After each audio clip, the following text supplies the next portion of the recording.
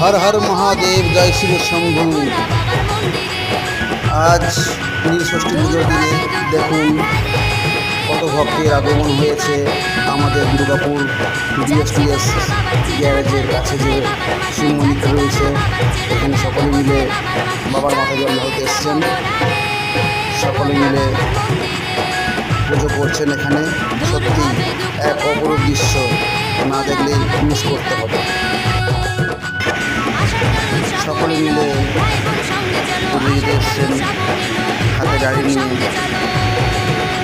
দেখুন সাইডে বট বৃক্ষ রয়েছে, এখানেও অনেকে মানত করেন, অনেকে পুজো অর্চনা করেন।